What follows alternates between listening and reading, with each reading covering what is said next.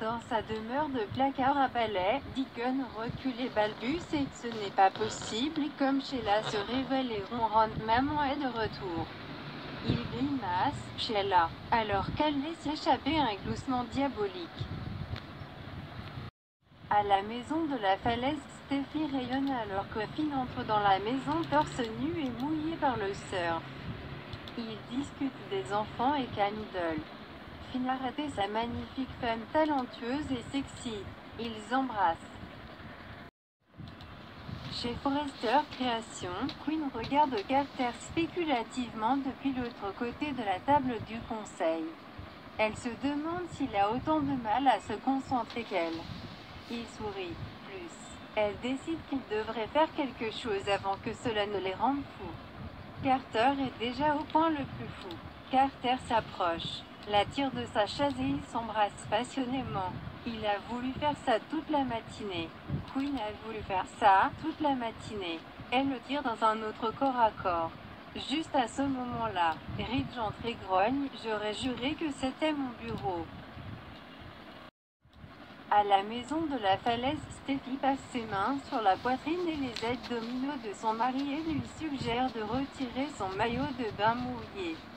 Elle passe en revue le miracle de sa vie et il réitère que son amour l'a maintenu en vie. Ils s'embrassent à nouveau. Chez Forrester, Ridge ne s'habituera jamais à ce que son meilleur ami sorte avec son ex-belle-mère. Trouvez la banquette arrière de quelqu'un. S'il vous plaît, ne faites pas ça ici. Carter et Quinn se séparent et la conversation se transforme en affaire. Ridge rapporte que Steffi ne sera pas là parce qu'elle passe du temps avec Finn aujourd'hui. À ce moment-là, Zand entre en panique, il vient d'apprendre que Sheila a été tuée par un ours. Est-ce vrai? Dans la chambre de Deacon, il dit à Sheila qu'il pensait qu'elle avait été attaquée et tuée par un ours. Sheila se penche en arrière avec un air suffisant et satisfait d'elle-même et rit. La seule chose qui m'a attaqué, c'est toi. Au Cliff House, Steffi s'appuie sur l'épaule de Finn alors qu'ils sont assis sur le canapé. Finn souhaite pouvoir la tenir ainsi pour toujours et ne jamais la laisser partir. Elle le souhaite aussi, mais Kelly et Aïe ne le permettront pas. Bientôt, la maison sera à nouveau dans le chaos des enfants. Finn lui dit que c'est ce qui compte le plus et lui embrasse la tête. Steffi récapitule que le fait de le retrouver avec sa famille est tout. Ils ont toute une vie de souvenirs à créer.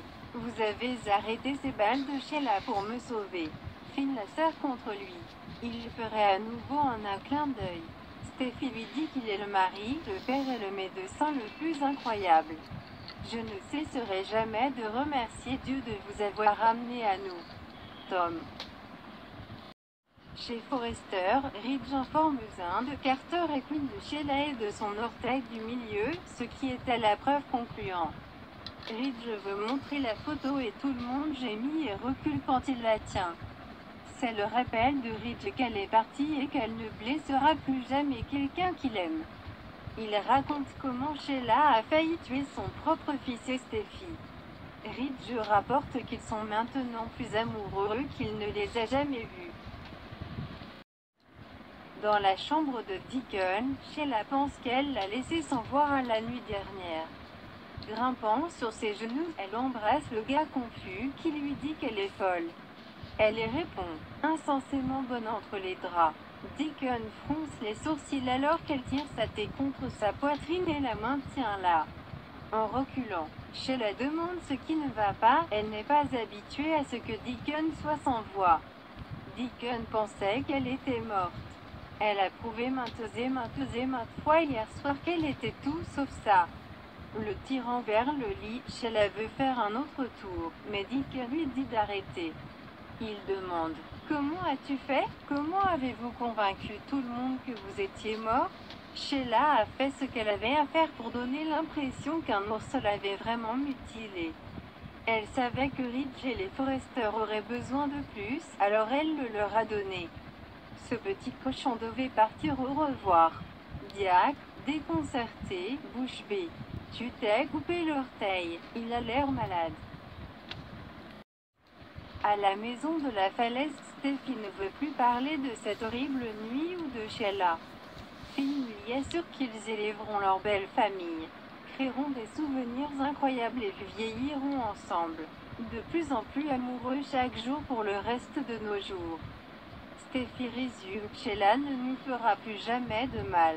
Jamais. Chez Forrester, Quinn dit qu'elle sait ce que c'est que de se sentir plus amoureuse que jamais.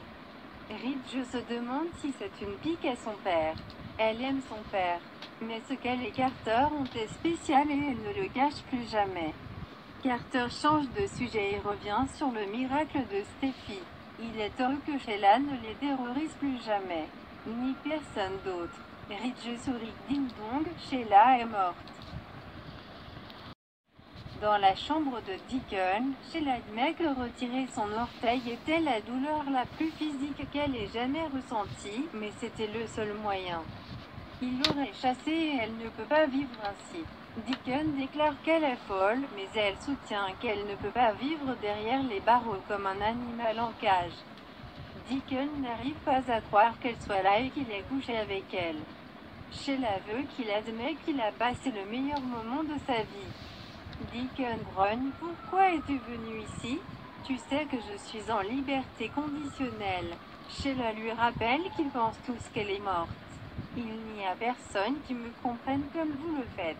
À ce moment-là, l'agent de libération conditionnelle de Deacon frappe à la porte et lui demande d'ouvrir. Sheila supplie, ne m'abandonne pas s'il te plaît, l'agent de libération conditionnelle crie. Ouvrez maintenant.